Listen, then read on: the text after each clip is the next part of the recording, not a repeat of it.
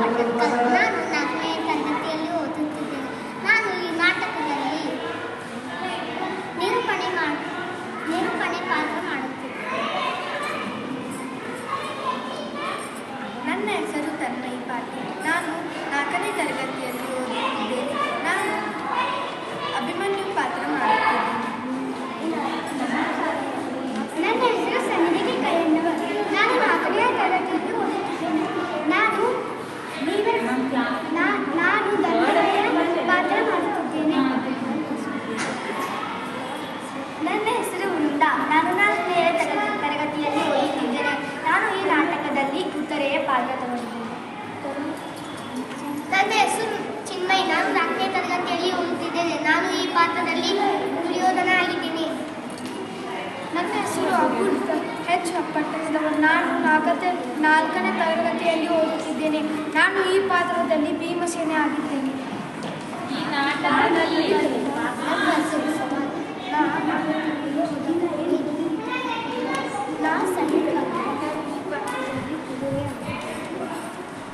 ನನ್ನ ಹೆಸರು FD ion. ನಾಯಿ ಪಾತ್ರದಲ್ಲೇ ಕುದುರೆ ಸೇನ. ನನ್ನ ಹೆಸರು ನಾನು ಈ ನಾಟಕದಲ್ಲಿ ಸುಭದ್ರ ಪಾತ್ರ ಮಾಡುತ್ತಿದ್ದೇನೆ.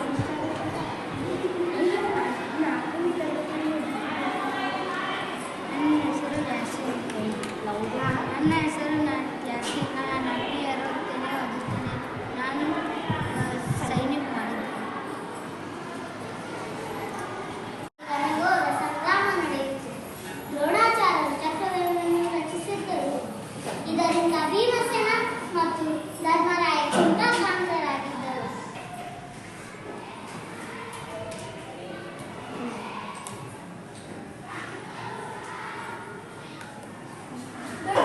ನೀವೇ ಇಂದು ಬಹಳ ಚಿಂತಾಕ್ರಾಂತರಾಗಿರುವಿರಿ. ರಾಮನವಮಿಯಲ್ಲಿ ಇಂದು ದ್ರೋಣಾಚಾರ್ಯರು ಯುದ್ಧರಂಗದಲ್ಲಿ ಚಕ್ರವ್ಯೂಹವನ್ನು ರಚಿಸಿದ್ದಾರೆ.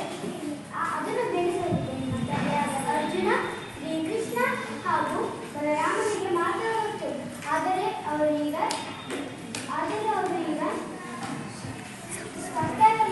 ಸಂಚಕ್ರನೆಂಬ ರಾಕ್ಷಸರೊಡನೆ ಎದುರಿಸಲು ಹೋಗಿದ್ದರು. ಈಗ ಏನು ಮಾಡಬೇಕೆಂದು ದೊಡ್ಡ ಚಿಂತೆಯಾಗಿದೆ. ದೊಡ್ಡಪ್ಪ, ಇಷ್ಟು ಚಿಕ್ಕ ವಿಷಯಕ್ಕೆ ಅಷ್ಟೊಂದು ಚಿಂತೆ? ಏನೋ ಇದು ಚಿಕ್ಕ ವಿಷಯವೇನಲ್ಲ. ಪಾಂಡವರಿಗೂ ಕೌರವರಿಗೂ ಯುದ್ಧದಲ್ಲಿ ದ್ರೋಣಾಚಾರ್ಯರ ಚಕ್ರವ್ಯೂಹವನ್ನು ಅಲೆಯಿಸಲು ಅಷ್ಟೊಂದು ಸುಲಭವೇ?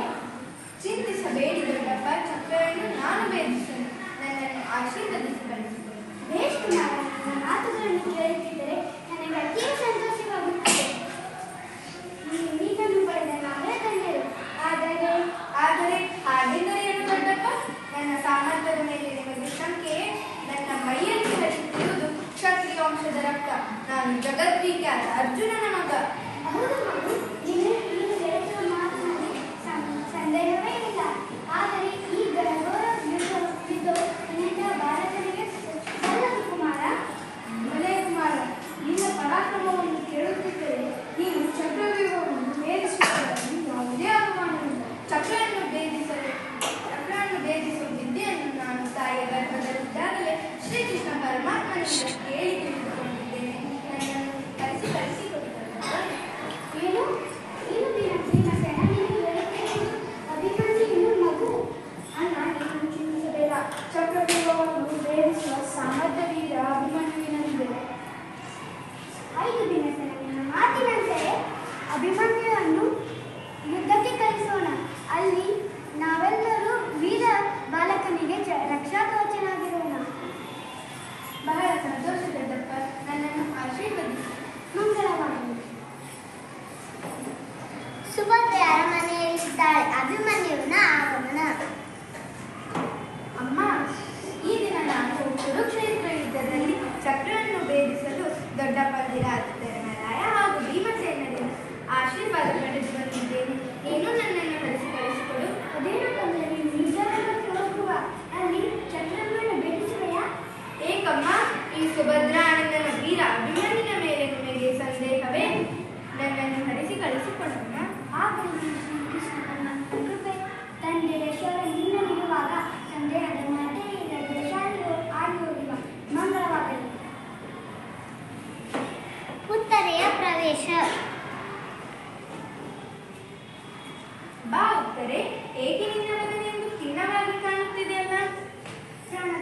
ನೀವು ಯುದ್ಧರಂಗಕ್ಕೆ ಹೋಗುವ ವಿಷಯ ತಿಳಿದು ಅದಕ್ಕಾಗಿ ಚಿಂತಿಸಬೇಡ ಉತ್ತರೆ, ನಾನು ಈ ಯುದ್ಧದಲ್ಲಿ ಜಯಶಾಲಿಯಾಗಿ ಹಿಂದಿರುಗುತ್ತೇನೆ.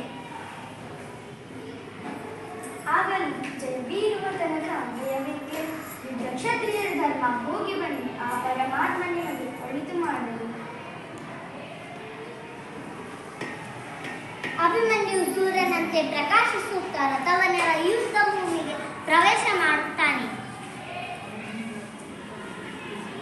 ಸಾರಥಿ, ಆದಷ್ಟು ಬೇಗ ನನ್ನನ್ನು ದ್ರೋಣಾಚಾರ್ಯ ರಚಿಸಿದ ಚಕ್ರವ್ಯೂಹದ ಕಡೆಗೆ ಕರೆದುಕೊಂಡು ಹೋಗು. ಬಾ.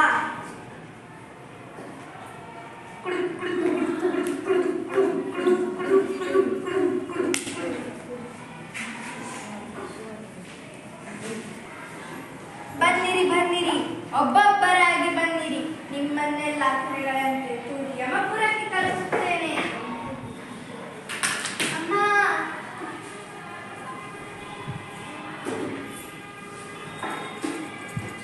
ರಣಹೇಡಿಗಳೇ, ತಾಯಿಯ ಹಾರಿದ ಯಾವುದೇ ಕ್ಷತ್ರಿಯ ಈ ಕೆಲಸ ಮಾಡಲಾರ. ವೀರಾವೇಶದಿಂದ ಎದುರಿಸಿ ಹೋರಾಡಿ ಸತ್ತು ಸ್ವರ್ಗ ಸೇರುವುದು ಬಿಟ್ಟು ನರಕದ ದಾರಿ ಹಿಡಿಯುತ್ತೀರಾ? ನಿಮಗೆ ಧಿಕ್ಕಾರವಿರಲಿ. ಸೈನ್ಯವಾದರೆ ಬಿಡಬೇಡಿ, ನೀವೆಲ್ಲರೂ ಅವನ ಮೇಲೆ ಒಟ್ಟಾಗಿ ಬೀಳಿ.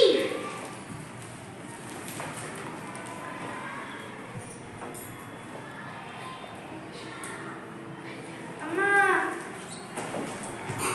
ಅಭಿಮನ್ಯು ರಥದ ಚಕ್ರವನ್ನು ಕೈಯಲ್ಲಿ ತಿರುಗಿಸಿ ವೀರಾವೇಶದಿಂದ ಹೋರಾಡಿ ವೀರಮರಣ ಹೊಂದುವನು.